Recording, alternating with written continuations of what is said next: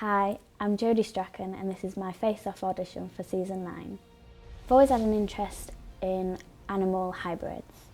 I always do my own designs and try to come up with new concepts and something that's original.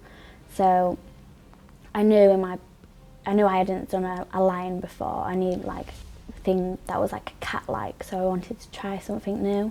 I wanted quite a feminine look to my makeup, considering it was being applied to me. So when I was sculpting on my face cast, I started with a rough form, sculpting just with my hands, trying to find what worked with my face shape and what I knew what would go with my own form. So I knew it wanted to be like quite human, quite lion.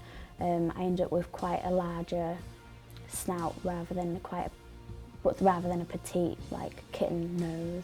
So that's it all came from the sculpting really, and then I started with it, and then I ended up with like detailing and texturizing with like smaller sculpting tools. Then from there I moulded it in plaster, built my wall, filled it with plaster, and then from there cleaned my mould out, and I did my foam run by myself. So I know I didn't want a typical colour palette, so I changed it to more of like a skin tone. I started with Pax paints.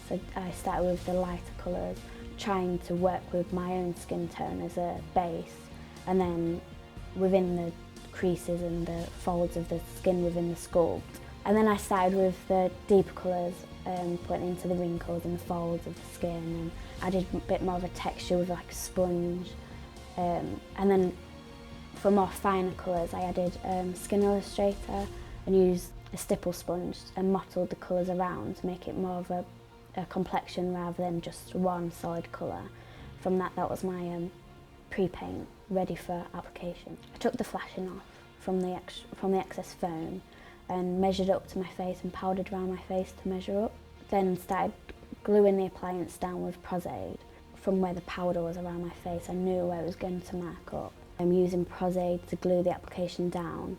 I started by locking in the lip and the nose and making my way out to the face. Because if it wasn't going to fit my face, I knew I could have pulled that up easier rather than anywhere else. And then after that I went round the edges to make sure it was more seamless.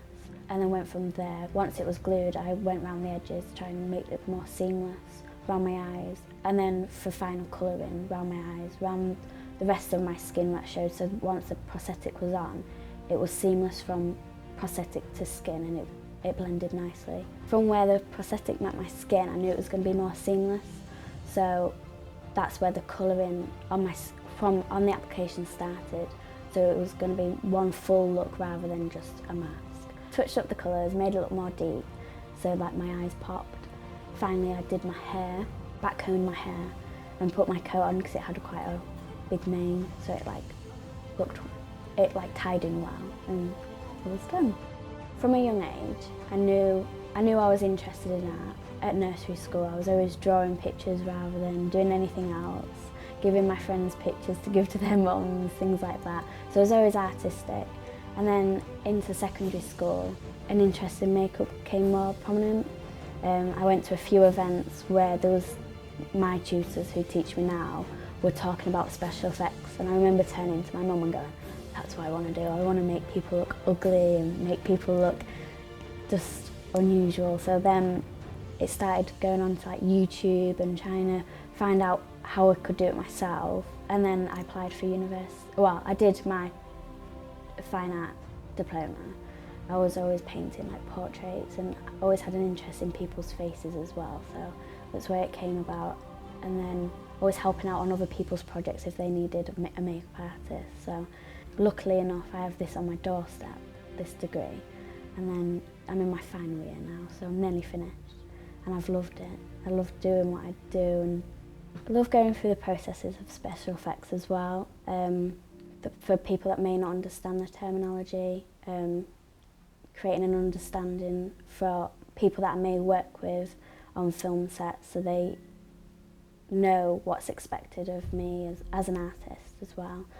I love creating things that are new, and from from like a small idea that's drawn on paper that really quickly to something that comes and evolves and turns into something that's like people go, wow, I can't believe that you've done that, and it's a good feeling to have. That's why I like probably the most. I feel like I can grow with special effects as well. I've not reached like a peak. There's still more for me to learn, and I think that's what will come from Face Off.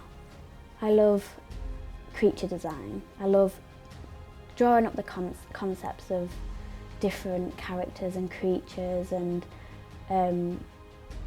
going through the process and overcoming obstacles and feeling that it's more of a journey rather than anything else. So I just love making things that are unusual and people go, oh, why did you do that? Or, and it's a bit like, oh, because this looks good, or this looks good, or when it comes to colouring, and it's like I've got quite a keen eye for what colours are supposed to be in the right places, and shadows, and what colours contrast with others and things like that. And it's just coming up with a whole concept, right, and then making it real and making it physical. Got a keen eye for colouring. I love when it comes to the coloration of things, knowing what will stand off each other, what contrasts each other, which complements each other, and creating depth and shadow and lighting, and know what colours should be used as a detail and things like that. It's just something that I'm really interested in. I think Face Off is right for me because I like to push myself into new challenges, and it's a step in the right direction for my career.